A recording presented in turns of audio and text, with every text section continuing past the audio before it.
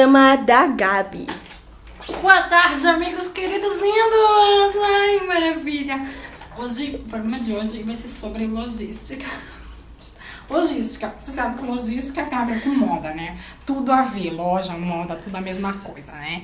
E pra que diferenciar? Pra quê, né? Pra quê? Então, hoje a gente vai falar sobre cos alto. Ai, como as madames eram lindas. Aquelas roupas nas tetas, aquelas segurando as... E a cintura linda. Então, eu trouxe um modelo de 1988 que foi usado pela minha avó. E ela usava também pra jogar bocha. Quando ela ia jogar bocha, ela sempre usava pra segurar a cintura dela. Então, é esse. Esse é o modelo. Vocês podem ver, ele realça os peitos. A bunda, né? Realmente a bunda é o que mais realça. E aqui o quadril do lado, vocês podem ver como ele tá malhado, tá gostoso, tá forte. Mas também isso tem a ver com a academia, por eu ser uma pessoa muito saudável, não comer, não se injetar, não usar drogas e nada, né? Então é isso aí, gente. Você tem que usar, tá preso daqui. É uma malha muito confortável, ela é muito azul, pode tocar. Josinha é minha cameraman.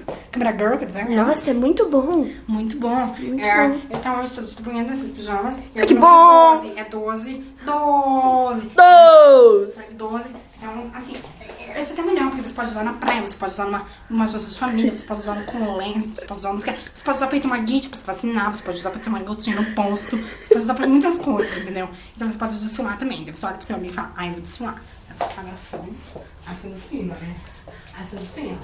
Aí você desfila. Aí você não para de desfilar. Aí você desfila muito assim, tipo, muito mesmo. Aí você pode utilizar isso aqui também como um guarda-sol dos cabelos. Porque é multifunções, entendeu? Você tira isso, você tira, aí você faz assim, né? Aí você coloca na cabeça e puxa. É muito estiloso demais. Você pode ver, você pode usar, é muito estiloso, tem muito estilo. Estilo! Então, esse foi mais um programa dos Dicas da Gabriela. Espero que você curta. Gente, é isso aí. E tudo de bom na vida de vocês. Que sua vida seja muito repleta de paz, amor e paixão. Caralho, que você seja muito feliz, velho. Muito feliz mesmo.